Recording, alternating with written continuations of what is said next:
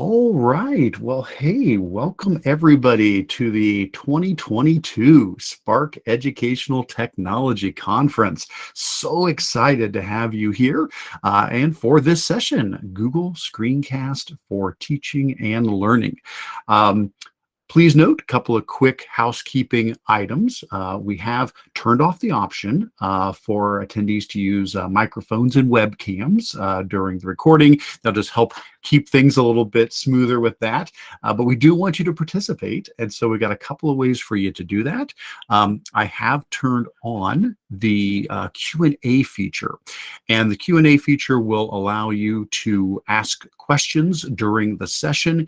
If you're not familiar with the Q&A feature, you can get to it in the bottom right-hand corner of Google Meet by clicking on the little activities button down there and then choosing Q&A. And that will bring up the Q&A feature where you can ask questions. If you do have questions during the session, please do drop them in that Q&A feature. It just makes it a lot easier for me to be able to sort them and manage them. And you guys can thumbs up the questions that somebody else has asked. So if there's an important question, it'll bubble up to the top, and that definitely helps, makes that a lot easier for us. I did also have the chat is enabled. If you need to leave a comment, you can just use the regular chat as well. But between the Q&A tool and the chat tool, hopefully that'll give you plenty of ways to communicate during the session. Also, feel free to use the hashtag SPARCC22 to share out about your learning here today. This session is being recorded and it will be available for viewing afterwards.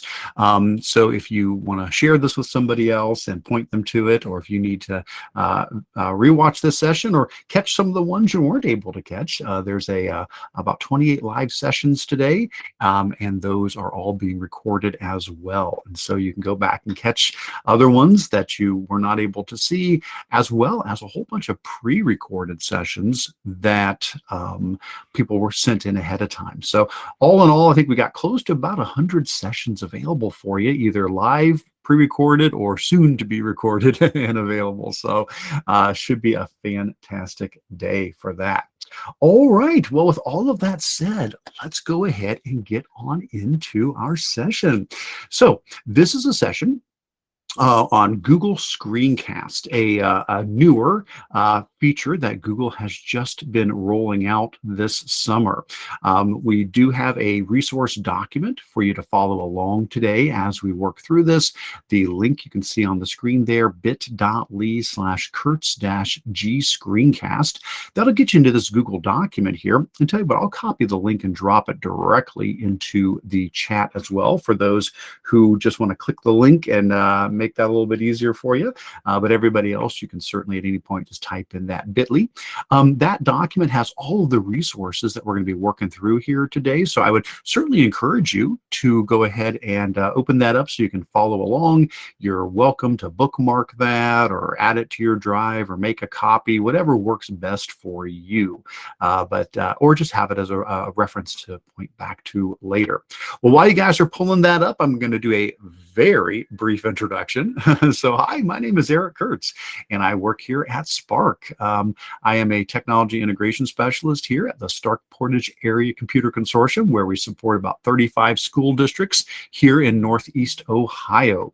That's my day job. And then on the side, I also run the website Control-Alt-Achieve, where I share out my ed tech resources as well. So excited to be presenting for you guys here today at our conference. So what are we going to be talking about in this session? Well, we're going to start off with a quick overview of what is Google Screencast, just so we're all on the same page about what this tool is.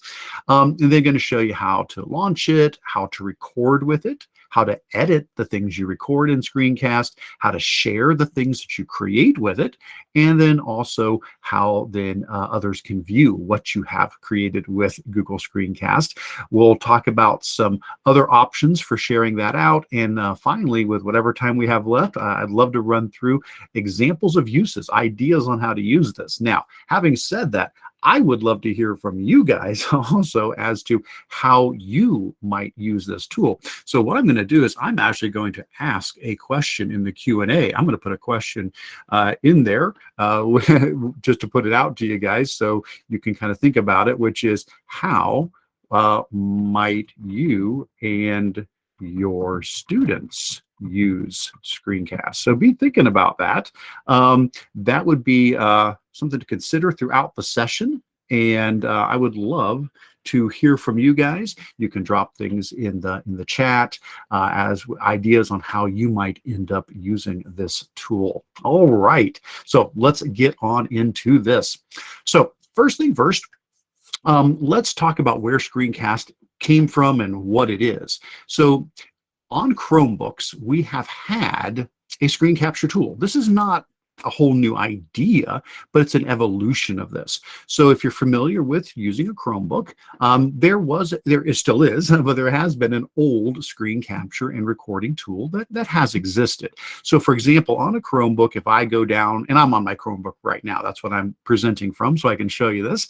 If I go down to the bottom right-hand corner and give a click down there where I get my system menu, there is this screen capture tool that we've had. So that's been around for a while. And you can get to it from there, or you can use these keyboard shortcuts to pull it up. And if I click on that, it allows me to decide, oh, I want to take a picture of the screen, or I want to record a video of the screen. I want to do the whole screen or part of the screen or just a window. If I'm doing a video, I want to include my microphone, or I want to include my camera. All of that, we've had that for a while. So that's not a new feature. And you might not have even have known that if you haven't played around with that, but we have had this screen capture and recording tool that has been a part of the Chrome operating system for a little while. Well, what's new is just this summer, Google has released, it's kind of rolling out right now, their newest iteration of this that they're calling Screencast. And so here's the deal. The first part of it's going to sound really familiar. Screencast lets you record your screen or a portion of your screen. Well, yeah, we've been able to do that. That's part of the regular screen recording tool. It also lets you record your webcam. Yep, you could definitely do that before, and your voice. Yes, you're allowed to pick your webcam and your microphone. All of that is pretty much the way things used to be. Here's where things start to change. So with the new Screencast tool, you're also able to annotate on the screen. So while you're recording, you can, grab your stylus if you've got a stylus, it's a touch screen, or you could just use, your mouse, and you can draw on the screen while you're recording. So this would be really nice if you're trying to point something out, draw attention to something. And again, I'm going to say you a lot, but I also mean your students, because this is a great tool for both teachers and students to use. So if a student was using this to explain their understanding of something, yes, they could be annotating on the screen as well while they're doing it. Another really neat thing that separates this from what we've had in the past is the transcript feature. So when you do Screencast, the Google Screencast tool, it will generate an automatic transcript of the recording. So everything you say is going to get transcribed into a little text on the side panel, and we'll see that in just a little bit. Now, what's cool about that, I mean, that's nice already, just the fact that when somebody watches your screen recording, they can also read the transcript. A lot of studies have been done about the importance of being able to attach the captions or the subtitles to what somebody is hearing. If you can read it and you can hear it, it really goes a long way to improving the comprehension of the material. But what's really cool is it can also be translated. So that transcript that gets generated on the side, the end user, let's say they're an English language learner, they can be listening to you speaking in English, but then they can choose to translate that transcript automatically into a language of their choice. That's a really nice feature. Also, you can use the transcript to edit your screencast. What I mean by that is you can go into the transcript and say, oh, I goofed up in this spot. I can see in the transcript here, that's where I got confused and I got off track, and then I kind of circled back around and got things back on track. You can go into the transcript and tell it to skip a portion of the transcript where something, is inaccurate, and it will remove that part of the video along with it. So you can edit your video by editing the transcript. Google's just trying to make this whole process much more seamless and painless. So that's the overview of what Screencast is. A little bit on the requirements for it. Do want to make sure we're clear on this. Google Screencast, as of right now, does require version 103 or higher of the Chrome operating system. So a little bit of caveats here. First of all, you notice I said the Chrome operating system. So yes, that means this is a tool that at the moment is for use on a Chromebook. And so if you have your students are using Chromebooks, fantastic. This tool is just going to appear right there on the Chromebook. You as a teacher, maybe you don't have your own Chromebook, but if you can grab one, say, I'm going to grab one of these Chromebooks and borrow it from the stack of Chromebooks here, then you're going to be able to use this tool. Now, at the moment, that is how it is set up. It runs on a Chromebook. That's a common question that has popped up is, will the Screencast tool eventually be able to run on a Mac or a PC? I don't have the answer to that. I know that this is how Google is launching it. They're beginning it, at least, as a Chrome-specific tool. So just want to let you know that right up front, you do need to be running a Chromebook with version 103 or higher to have this Screencast tool show up. Now, you may say, hey, we do have Chromebooks, and they're really nice and they're new. Why? I went to look for the Screencast tool and I couldn't find it. Now, remember, sometimes schools will limit the version the Chromebook is on because of state testing. They may be like, well, we're capping our Chromebooks at, version 98 right now or something. I'm just using that as an example because we know that works with the state test. Well, if that's the case, at that moment, the Chromebook isn't going to show the new Screencast tool until it's able to update to version 103 or higher. So just wanted to give you a couple of caveats. This is something that won't be a big issue, 6 months or a year from now, but because it's just rolling out now, some folks may not see it just yet. All right. Good stuff. Well, let's go ahead and get into using it now. So I am presenting from my Chromebooks. That's the only way I could show you the tool. So this is my Chromebook here. And so to launch the Screencast tool, the idea is from our Chromebook, we're going to go down to our little launcher button in the bottom left-hand corner here, give a click on that, and in the pop-up, here's all of your Chrome OS tools. And in there's my Screencast icon. And so that's where I'll go to launch the tool. So I'm going to come here, click on Screencast, and boop, pop it up. All right, so there is my Screencast tool. You can see I've done a bunch of samples that I've been playing around with, and so when you open up your Screencast tool, you will see any recordings that you have done in the past. These are just ones that I've been testing out and trying out as I've been learning the tool myself. We'll pop that down there for a second. Now, if you don't find it, if you click and you cannot find the Screencast tool in your Chrome launcher, check those things I mentioned as far as like what version of Chrome you are currently using, and do an update on your device if you need to. Now, once we do get the Screencast tool open, we want to make a recording. And so what we're going to do is we're going to click the new recording button at the top of it, and that's going to pop up a Screencast toolbar. And this looks very similar to the toolbar that we get when we do a normal screen recording on a Chromebook. We'll be able to choose, do we want to record the full screen, partial screen, a window? We can decide, do we want to have our microphone on or off? Do we want our camera on or off? We can make all of those decisions. Then once we get started, we can drag the camera around. We can put it in the 4 different corners of whatever we're recording, so we're not covering up something. And we can even resize the camera to make it bigger or smaller as need be. After that, when the recording starts, we can do the annotation. At the bottom, we'll have a little marker tool that shows up. We can click that to start annotating, click it again to turn off the annotating and clear it out. And when we're all done recording, there's a stop button. All right, so that's what we're going to do, and I'm going to go ahead and demonstrate this for you. Now, for my example here today, I'm going to go out to a website called Google Earth Time Lapse. And that's what I'm going to use for my example for my recording here. So if you're not familiar with time-lapse, this is a really neat website where Google has taken the last 37 years of satellite imagery, and you can search anywhere on the globe and it will make like an animation showing you the last 37 years of satellite imagery, so you can see the changes that have happened over the last 3+ decades. It's really an awesome site. In this case, we're looking at the Columbia Glacier up in Alaska and seeing how it has been retreating. So it starts in the 1980s, and you can see it's very, very full. And as we move toward our present day, you can see as it starts to retreat there.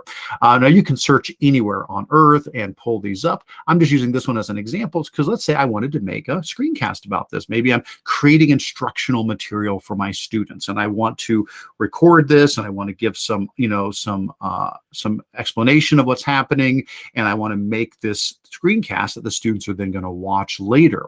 So this is what I'm going to use for my example. So I've got this queued up here. So I'm going to bring Screencast back up on the screen. So there's my Screencast app, and I'm going to go up to the button in the top left that says New Screencast.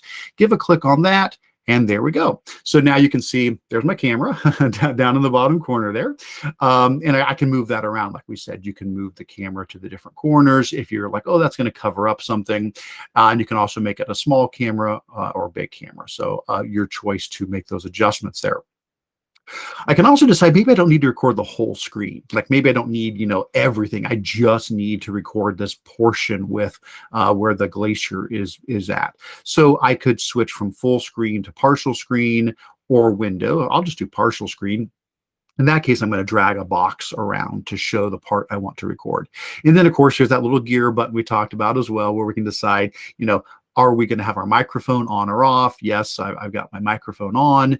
And then our camera as well. Do you want your camera on or off, and which camera do you want to use? So I'm just going to leave that with my regular microphone and my camera there. Okay, that all looks good. Let's do the recording. So I'm going to go ahead and take my mouse and click and drag a box around this. Okay, that looks good. We'll do that. And now you can see my my camera is now inside of there, so it's inside of the box. And now I can click the record button, and it'll do a little countdown and let me start recording. So let's try that out. All right, now the screencast is recording. This is where I normally would do instruction with my students, but for now, I'm just going to be explaining what's going on here. This is now recording the screen and my voice and my webcam. At the bottom of the screen is that little marker button we talked about where you can do annotation. So if I was perhaps wanting to draw attention to this area where the glacier is receding, I could click on the marker button. And when I do click on the marker button, I can choose between 4 colors. We've got purple, blue, yellow, and red. I'll just go with red, that's fine. And I can come up here and I can draw on the screen, or I can maybe make an arrow to point to it, whatever the case might be. If you want to clear out what you just drew, you can do that 2 ways. You can either right click on the screen while the marker's active, and that will erase what you've drawn, or you can just click on the marker button to toggle it off, and then it disappears. Now you can just click it again and start over. So if you draw something and you want to draw something different, just be aware of that. That toggling the marker on and off does erase what you drew before. Again, like I said, if you make a mistake while you're doing your recording, don't worry. Just pause for a little bit, maybe give a little moment, a little break there so that the transcript will have a little empty spot, and then start back up again. And when you go into the transcript later, you can find that spot where you made a mistake and you can delete that out. And I'll show you how that works as well. And that's the gist. That's the main idea behind that. At this point, I'm going to go down to the stop button at the very bottom. And when I click on that, that will end the recording. All right. And that's it. Simple as that. We were able to record the screen, record our webcam, record our voice, record annotations. What it's doing now is it is processing, it's uploading and processing that video. So we're going to let it do that in the background there. There's a pretty good chance it may not get done in just the next few minutes. So we may use one of my older videos for the next step here just to show what it looks like when it's finished. Because be aware, it does take a little bit of time because it's going to process the video. It's also going to create the transcript, and it's got to run some AI stuff to figure all of that out. Okay, so let's head back over to our slideshow. Get back over to our slideshow. There we go, and catch up there. So there we go. So after we're done recording, it will now we'll be able to find that video on the homepage of our app. Again, give it a little bit of time to process. So what can we do? Well, what we're going to be able to do now is we're going to be able to do a little bit of editing of it. When we open up our recording, we'll see the video, and on the side, we will see the transcript that got generated from it. Sometimes it may have made a mistake. Maybe it didn't catch the text just right. So you are able to click on the three dots button next to the transcript and choose edit text. If there's like a misspelling or it heard you incorrectly, you can go in and actually clean up the transcript. Totally up to you if you'd like to do that. And remember I said how you can skip sections. So if there's a spot in there, you're like, oh, I just need to cut that out. I said the wrong thing, and then I went back and corrected myself, and I need to cut that out, or the phone rang, or something happened, and I flubbed my line. What you can do is you can click on the three dots button next to a portion of the transcript, and you can choose skip section. So what it's going to do then is it's going to take that part of the transcript out and the video as well. Now, the actual text in the video, it's still there. It's just when people watch it, it knows to skip over that spot. So they won't actually see it. It'll skip right past it, even though the raw video is still there. They just won't see that. And of course, you can undo that if you decide, no, I want to put it back in. All right. So we'll show you what that looks like. And then lastly, after you go through the editing process, you can then share out your screencast with others. So let's go ahead and let's pull the app back up. And again, like I said, mine's still processing. It's not done. So yeah, I'm going to go grab an older one here that it's same thing. It's the Columbia Glacier as well, but I'm going to pull up this one and just show you what that looks like. So again, here is the actual video. I could hit play and I can watch the video, but over here, I wanted to just point out there is the transcript. So if there was a mistake, I could click the three dots and say edit the text, and I could fix any errors in there. Or if there was a section that I did not want to include, I could hit the three dots and say skip section, and it's going to jump over that block. It's going to gray that out and jump over that. And of course, you can, like I said, undo the skip if you need to, just by using the little undo skip button there, and that'll put it back in. So it's really pretty slick, pretty nice process. Little heads up for you though, something I kind of have learned as I've been using this is you want to be able to have these breaks in here where the transcript gives you a sentence or so per break. And it typically does these breaks if you take a little bit of a pause. If you just keep on talking without taking a breath, you'll get this wall of text where the transcript will go for a long time before it gives you a spot where you can go in and edit it.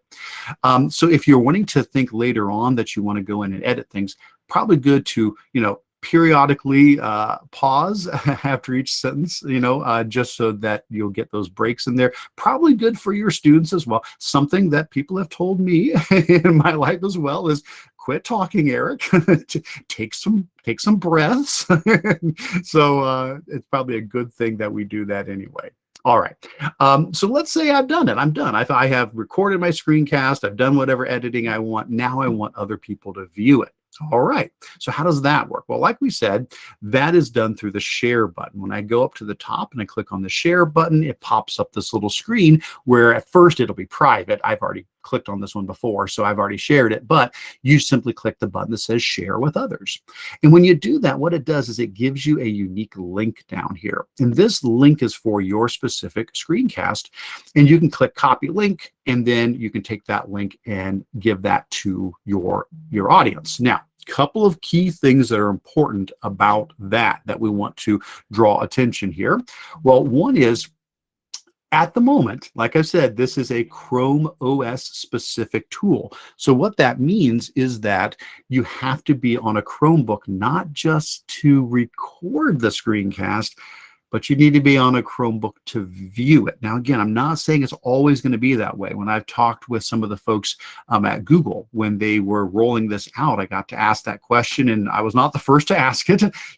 Is it possible that, this may work on other devices eventually? And I kind of got that feeling that that's, something that they're definitely looking at is, okay, well, maybe you've got to record it on the Chromebook, but we want it to be able to play back on Macs and PCs and Chromebooks and all that. Again, this is version 1. This is the first rollout of this. So right now, when you click share and you copy that link, the students who are viewing your screencast, they likewise need to be on a Chromebook when they view it. And I can show you what that looks like. So let me copy the link. And what I want to do is, I've got another Chromebook sitting next to me over here, and I'm logged in as just like a demo account on that one. What I'm going to do is I'm going to go ahead and pull up this other Chromebook, and I will will show you what it looks like to view this from the student's point of view. So I'm going to I'm going to use Chrome Remote Desktop. I think I've got about a million different programs running here at once. I'm going to use Chrome Remote Desktop to connect to another Chromebook on my Chromebook to show you what it looks like. So yeah, I know it's kind of like a Chromebook inside of a Chromebook inside of a Meet. It feels sort of like Inception here, or a turducken of Chromebooks. So this is a Chromebook inside of my Chromebook. So anyway, this is a student account that I've got here. No, well, not really, it's just a generic demo account, but I'm treating it like a student. So let's say I wanted this student to watch my screencast. Well, I would need to give them that link that I just came here and I went share and I hit copy link. So I just need to give them that link. So what I will do is, tell you what, I'm going to drop it into a shared document here so that I can give it to my student. So don't worry about this. You don't need to worry about this. I'm just throwing this in for this purpose so that I can show this. So on my student account here, let's see, let me go away and grab that link. So I'm going to click on the link. So there's the link I just gave to my student. And you could put this link in Schoology, you could put it in Canvas, you could put this link in Google Classroom, you could email it, whatever. You just need to get the screencast link out to your students. So I'm going to come here and I'm going to go ahead and click on that screencast link. And when I do, it launches Screencast on the student's device. And there it is. So now they could hit play and they could watch my screencast. And then over here on the side, that's where they see that transcript. And what's cool about that, a couple of things are pretty cool about that. One is they could search the transcript. So let's say this is not a 2-minute video. Maybe you've done a 20-minute instructional video and they want to jump right to that spot where you talked about, photosynthesis, and then they need to find that. Well, they could come up here and they can type in a search term, like, I don't know, find a word. I think I used the word button a couple of times in there. So like if I type in the word button, there you go. I used it 4 times in there. But if it was a term they're looking for, they could find that term and click on it and jump right to that spot of the video. This is also where they can do that translation we talked about. So on the student end, when they look at the transcript at the top, there's a drop down where they can say, oh, I would like to put this into another language. So we'll choose Espanol. There we go. And so now, even though my video would be me speaking in English, they could read along in Spanish over here on the side. Awesome. So there you go. So that's how that looks from the student's point of view.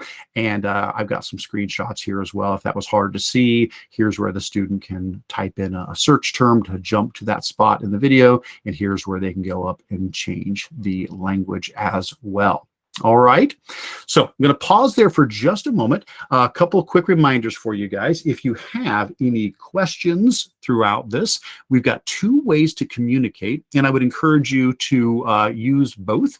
There is the Q&A tool, and so if you click on the little activities button in the bottom right corner, you can choose the Q&A tool, and you can type in questions there. There's also the chat feature. It does look like some folks have thrown a few things into chat, which is great too. That's fine. Whatever works. I'm going to take a quick look. It does look like a few questions have popped up, and I want to address those before we move on to the rest of what we're going to be taking a look at here. So I did see a question: is there a time limit for the videos? So my understanding is no. No time limit has been posted, has been announced for it. And so if there is, it would be something, very, very long, like, hours worth. I don't know if there is some upper limit on there, but no. This is a totally free tool from Google. The only limitation to consider is, videos do take up a bit of room on your Google Drive. So yes, this would count toward the amount of storage space you have on your Google Drive, but no, I am not aware of any time limit. Another question: can you remove your live image while recording? And so I know when we first started doing the recording, it did pop up and ask us, if we wanted our camera on or off. And so I guess your question is, while recording, like if you're in the middle of it, can you do that? That's a good question. I appreciate that. I've never tried that. Hey, let's poke a stick at it and see. So if I say new screencast, and there's my video there, and I'm saying that I want to record, so we'll just come in here and we'll grab a portion of the screen that we're going to record. I am curious. I don't know. So here's my video there. I'm going to hit record. So while it's recording, can I turn the video off afterwards? So here I am. I can definitely move the video around, my webcam around. I can make it smaller and bigger. If I right click on it, does that do anything? So short answer, I am not seeing a way to turn off the video if I've selected it at the start. So quick answer, I don't think so. But again, maybe that's something that's going to come later. And if somebody sees a way to do that that I'm missing, let me know. But I know that when you do first start recording, yes, you do have the option to choose whether you want it on or off. But I don't know if you can change it once it gets going. Good question, guys. What else? Charles asked, can we push this to YouTube? Yeah, hang on a second. That's that's our next thing we're going to be talking about, is other things to do outside of it. So hang on just a second to that question, and we will address that. Anything else? If students are creating their own screencasts, will the mic pick up background sounds and include them in the script, or should they be in a relatively quiet setting? So when it comes to recording, that's just a good general question, regardless of if it's Google Screencast, if it's Loom, Screencastify, Camtasia, really any recording tool. I hate to have to give the answer this way, but it depends. I mean, that's really what it comes down to. It depends on your microphone. It depends on the quality of the mic and what it picks up. Like, I'm using a Blue Yeti microphone that I record with, and it's designed to be more directional. So it's just picking up, well, I shouldn't say just, it's mostly picking up the sound right in front of it, which is me. But sometimes I've got a bird feeder right outside my window, and sometimes you'll hear the birds because they'll get loud enough and it'll still pick them up. So I guess, yeah, the best thing to say is do your best to be in an environment that doesn't have as much background noise. So, a busy classroom may not be the best place. They might need to be able to step out into, somewhere else where they can do the recording and not have as much background noise in general. But that's nothing specific to Screencast. That's true for any kind of recording. I see another question here asking about, does the Chrome OS need to be 103 or whatever the version was to view Google Cast as well? Thank you, Angie. A great question. So short answer is yes. Yeah. So at the moment, it's the same tool. When we jumped over to my student's Chromebook over here, my pretend student, they were to view the screencast. They are using the same screencast tool. It's the same tool that records it, is the same tool that plays it. So at the moment, yes, you have to have version 103 or above to make screencasts and to view screencasts, because it's all tied to the Screencast app. That is the thing that is running all of this at the moment. Okay? Good stuff. Those are all great questions. I'm going to see if there's anything else I missed. I don't think I see anything else at the moment. Give me just a moment, and we're going to move on in just a second to some more stuff.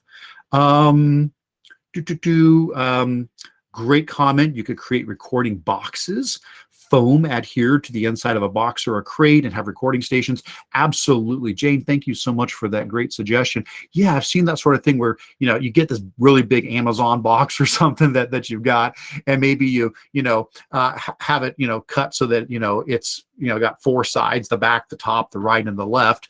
And then, it's big enough to slide a Chromebook, into it and kind of put your head down inside of it there, and have foam. Yeah, take those egg carton looking foam things and put them inside of the box. And yeah, you can, build some recording boxes that can be around the room for students to use. Great suggestion, Jane. All right, well, let's keep on going, and please, guys, continue to either drop things in the Q&A or into the chat, whatever works best for you. So let's talk about, well, what about people that aren't on Chromebooks? Yeah, hopefully over time, Google will continue to tweak this, and they'll be like, okay, now you can view this on anything. I hope that's the case. But what can we do for now as a workaround? Well, one option is, when you do a screencast recording, it does save the raw video file in your Google Drive. And it's just a regular video, even though the screencast tool give some extra bells and whistles, like the ability to have, the transcript and to be able to do the translation and all those sort of things built into it.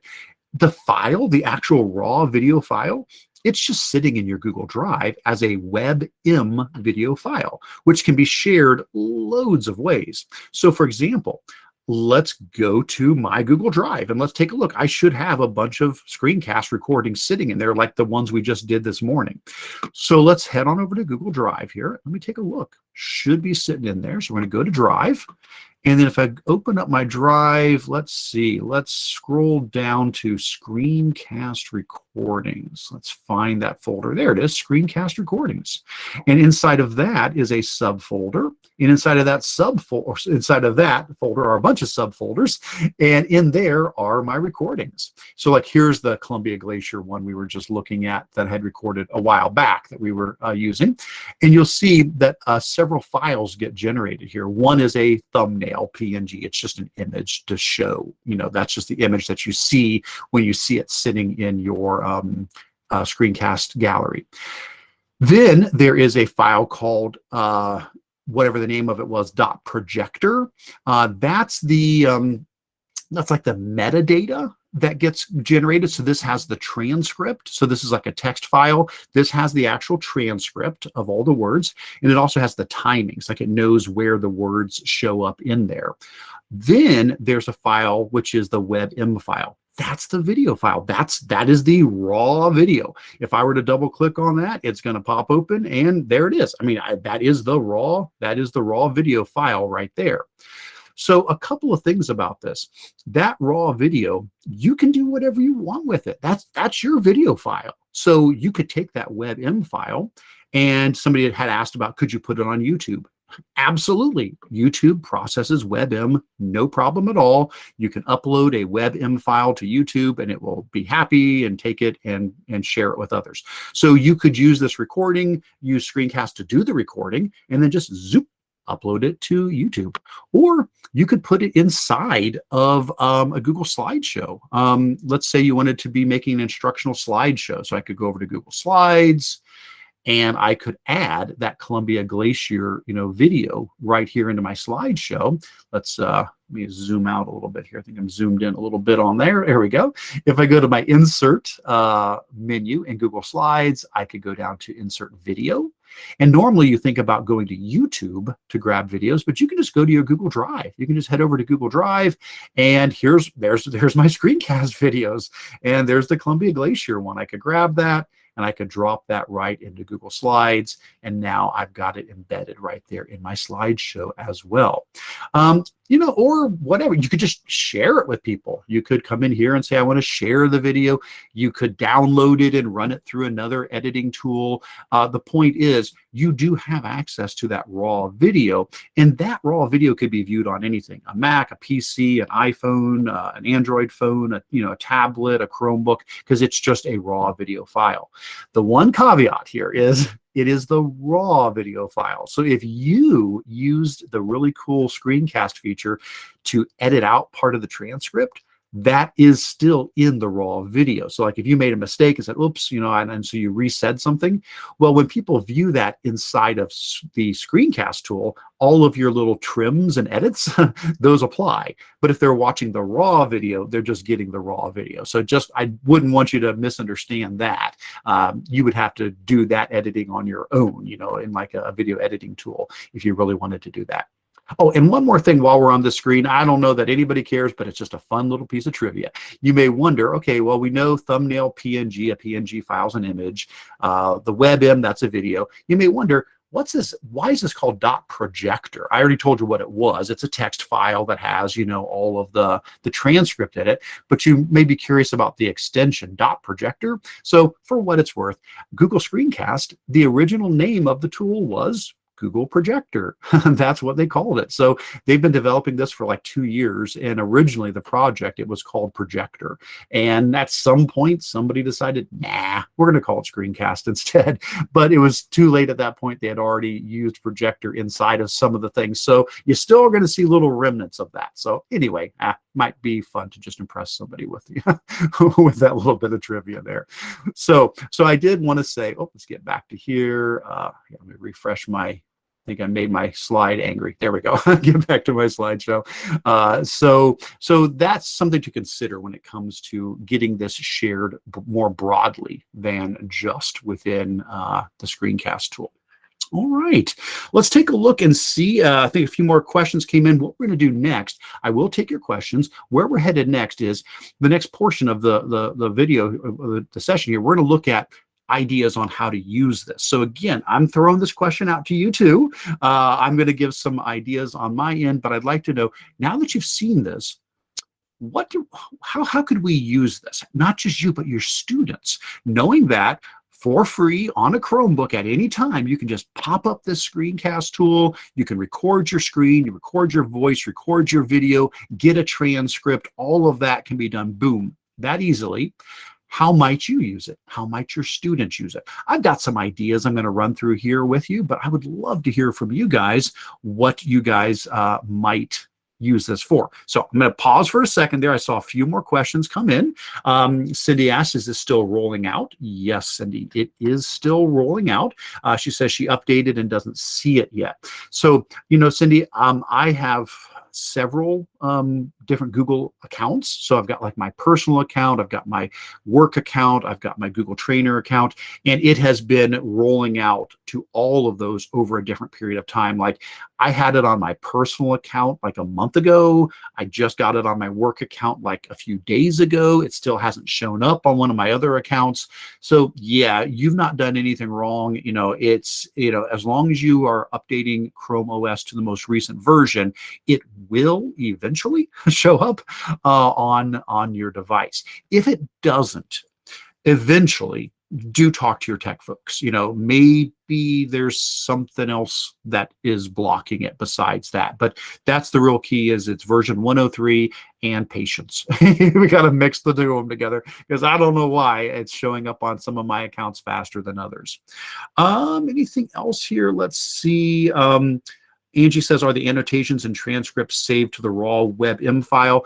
Again, no, they are not in there. The annotations and transcripts, oh, I'm sorry, yes, the annotations are, I'm so sorry, the transcript is not. Yeah, the annotations are part of the video, because that's, yes, exactly. When I drew on the video itself, so here, I'll pull this up and I'll mute it so it doesn't do anything. But if I jump through, if we let this video play through here, at some point, I'm going to click on the marker button and I'm going to start annotating on there. Again, this is the raw WebM file. And so, yes, anytime if you draw on there, the annotation, that's part of the actual video recording there. What's not part of it would be the transcript. So that's what is saved in that dot projector. See, there's the annotations popping up. And again, I know this is a different color because this is a different video. This is the one I recorded earlier. There I am, you know, drawing on the screen. So yes, the annotations, that's part of the raw video. The transcript is not. Having said that, though, if you upload the video to YouTube, YouTube does auto close captions. So it will generate a transcript. YouTube will do that for you. And YouTube does automated translations of the closed captions. So YouTube allows the end user to turn captions on and off, and also to translate the captions. So if you ran this through YouTube and you had the video on YouTube, then yes, people could also get closed captions and translated closed captions there. Oh, somebody asked, did Google buy Screencastify? Nope, this is not Screencastify. Screencastify is still alive and kicking and doing wonderful. Totally separate product. Sounds kind of similar to them calling it Screencast, but no. Screencastify, love them to death. Fantastic company, great product. Still really, it's great to have that as another option as well. There's no reason to say, oh, we're just using this one tool. Screencastify brings its own, you know, neat features as well. And I think they'll just make each other better. Screencastify will see things that Google's doing and they'll improve their tool, and Google will see what Screencastify is doing and they'll improve theirs. That's great. It's good to have all these people working together. It makes everything better. So awesome stuff. All right, let's go ahead and talk again about some ideas. So what could we do with a tool like this? Well, we've already talked, I think, about the main thing that we think of first of all, which is instructional content. I think that's probably what jumps to mind first whenever you think about a screen recording tool, is making instructional videos. So that's what I was just doing when I pulled up the time lapse of the Columbia Glacier receding, and I recorded, a video of that, and I'm talking to my students about what's happening to the glacier, blah, blah, blah, blah. So you could definitely use this for creating instructional videos. It could be for flipped learning. Maybe you're making videos that you want your students to watch prior to coming to class. Hey, watch this video. When you get to class, we're going to be, picking up from there and going on. But it could also be if a student just needs additional support. So that's like, reinforcement or enrichment. They want to work beyond and go further. A lot of possibilities for how you could use it for instructional content. Now, me as a tech person, I could do the same thing for staff, like technology PD. I could be using this to create, little helpful tech PD videos, and I definitely do that. People will ask a question, and I'll get an email. Hey, Eric, I'm stuck on this. How do I do X, Y, Z? And I'll start typing up an email response, and I'll get about a sentence into it and think, a video would be a much better way to respond to this. So I'll stop typing and I'll fire up a screen recording tool and I'll say, hey, thanks for your email. Just wanted to show you real quick. Here's how that works. So, this would be an easy way to do that. Now, again, if they're not on a Chromebook, no worries. I can just still take the raw WebM file and just send them a link to that. So it's a real quick way to do a recording. Don't worry about time limits. Don't worry about anything like that. Make the recording, go into your drive, grab the WebM file and share that over to the person. Say, hey, I made an instructional video for you. So nice way to do that. All right. Other things we could do. Well, our students could use a tool like this to explain their understanding. So I used to teach math, was a eighth grade math teacher for 7 years, absolutely loved it. So a lot of times I'll end up using a math example. So I'll do the same here. Let's say I'm having my students learn about two-step equations, and I want them to show me that they understand how to solve a two-step equation. Well, one option is for me to give them a worksheet with 20 two-step equations on them and say, hey, I need you to, fill out this worksheet. And that's fine. But because it's just, them writing on the worksheet, it's possible they may have copied off of somebody else, anything like that could be the case, or maybe not, hopefully that's not the case. Well, what if instead of asking them to do 20 two-step equations on a worksheet, what if I say, I want you to record yourself solving one or two equations, but explaining to me step by step by step what you're doing. Record yourself solving it. That way I know it's you. I know you're not copying off of anybody else. It's you doing the work. And I'm also hearing your thought process. So if you're making a mistake, I can see where you're getting off track. And if you do understand it, well, you don't need to do 20 of them now because you've proved to me you understand how this works.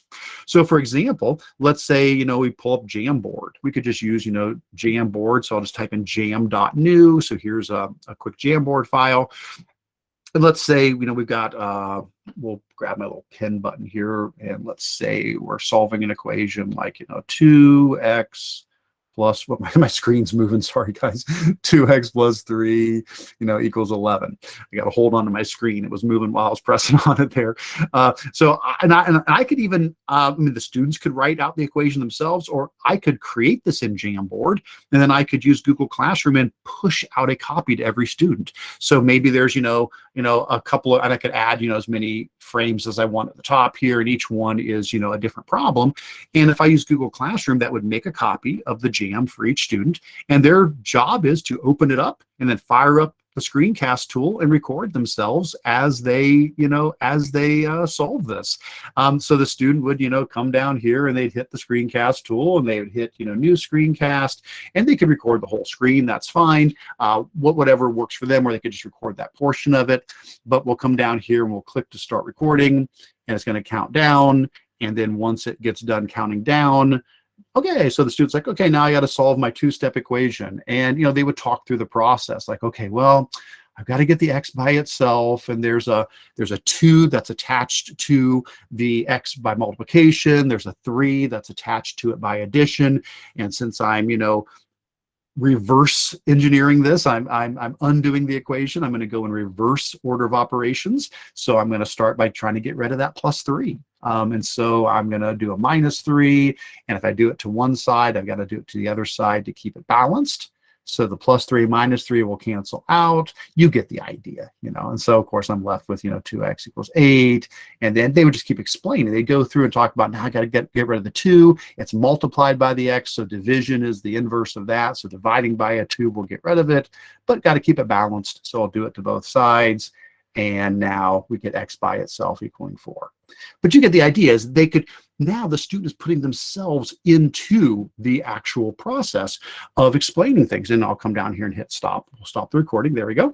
But what's the beauty of this is I'm now getting the student's voice. I'm getting their explanation right into it, whatever the case might be. It doesn't have to be math. It could just be them explaining their understanding of a scientific concept. So this is also a great way to help address academic integrity concerns or student cheating, in the sense that we now, the student is putting themselves into it, and it's something that they can't just copy and paste. So something to consider. Other ideas, again, just going to run through some of these thoughts of how we could use this, and then I want to see what you guys are sharing. It looks like we got some great ideas popping up in the chat there. Narrating a slideshow, we can add audio to a slideshow, but you could also use this to record a slideshow while you're giving commentary on it or recording it. So I could pull up a slideshow, hit the Screencast tool, start recording, and as I click through the slideshow, I'm narrating it. Now, again, that could be, then that's saved as a video, and then, people could watch that video. So if it's me giving an instructional slideshow, or if it's a student, reading their ebook they've created in a slideshow, or the comic strip they've made in a slideshow, whatever the case might be. Oh, how about this? Providing feedback. This is awesome. Yeah. So let's say a student turns in their work to you and you want to give feedback to them, rather than just typing up a comment in the side.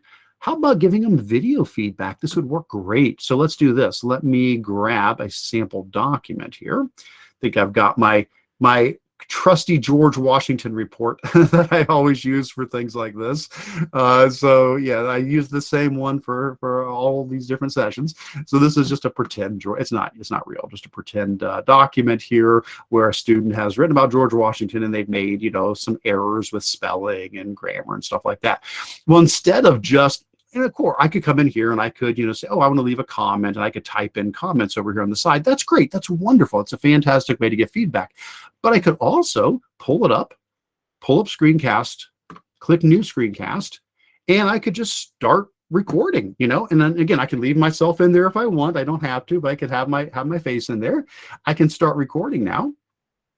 And once it starts, I'll be like, hey, student, thanks so much for your work here. I want to give you some feedback on this. And remember, you've got your annotation tool. So if you needed to, you could come down here and you could use this and say stuff like, okay, you really got to watch out for spelling errors. Anytime you see the red squigglies, that'll let you know that there's something misspelled. And the blue ones, that's usually talking about a grammar issue. So in this case, we've got some verb tenses we need to work on. And here, so an issue with, needing to capitalize your letters. And the point is, you can go through their whole document, giving personalized feedback to them, just talking to the student.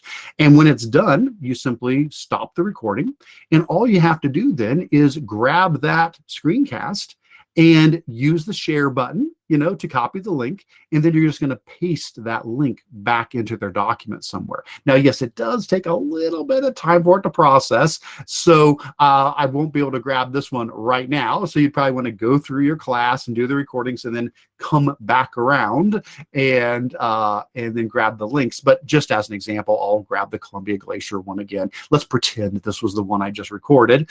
I could come here and I could click share, copy link, and then it's just a matter of going back into the document and just leaving a little comment that says, check out my video feedback for you. and then you just paste that link right in there. And there you go. When you return this document to the students, they can click on the link, and that will open up your video that you have recorded for them, and they can get your feedback. So what a great way to provide feedback. Okay, a couple more ideas, and then I want to look at your comments and give some wrap up. This will also be great for students if they want to practice giving a speech or singing their part for the song in choir or practicing their instrument. Sometimes students understandably can be nervous to do so, and so being able to practice this or do a virtual video version before they have to actually stick it up in front of the class could be a great way to help students ease into that. Practicing fluency, having students recording themselves reading. So if it's younger students recording themselves reading, or if it's a world language class and you're practicing a different language, you can then have those videos to play back through over and over again and see their progression in their fluency.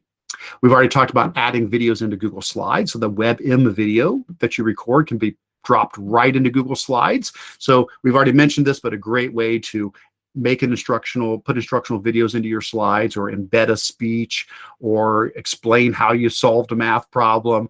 Anything that you need to do, you can drop right into the slideshow as well. Dubbing a video, this is a fun one. So you can find a video on YouTube and then mute the video, hit play, let the video play muted, and then use the Screencast tool to record that part of the screen with your voice. And then basically you dub over the video. And so it could be that you're adding commentary to the video. And again, this would be students doing this, or they're translating the video, or they're giving a modern version of this scene from, Hamlet, and they're putting in their own, their own words. That could be a really neat thing to do as well. All right, so those are just a few ideas. I'm going to take a quick look over to the side here. I see some things brewing in the chat. Want to make sure I didn't miss too much there. We've got a couple of comments. Bethany says, I'm planning on making a video library for my 4th grade math students for homework help review or absent student viewing. Also great for students to show mastery or explain their thinking when problem solving. Thank you, Bethany. Great feedback. Charles, have students create a small 1 to 2 minute presentation as a formative assessment. Love it. Karen, asked a question. Can you pause the recording and bring up different materials, or should you preload the tabs instead? Yeah, Karen, I've not seen a way to pause it. So good question. I'm sure that's a feature that could be still to come, but at the moment, no, I did not see a way to pause it. So yeah, having stuff already queued up is a good idea. Peyton says, have students demonstrate their thinking for multi-step word problems. Love it. Next up, book summaries. Transcript feature, great way to teach pacing and prep for live speeches. I like that. Good idea. Next up, Stella says, great for pen pal projects, exchanging learning experiences and cultural traits or customs. I love it so much. Good stuff. And let me make sure I didn't miss anything else. Doesn't look like it. I think we got all the stuff in there.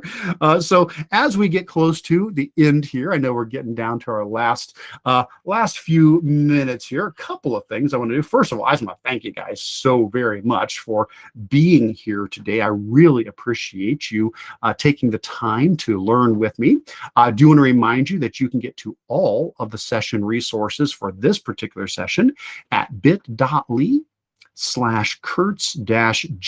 Screencast for Google Screencast.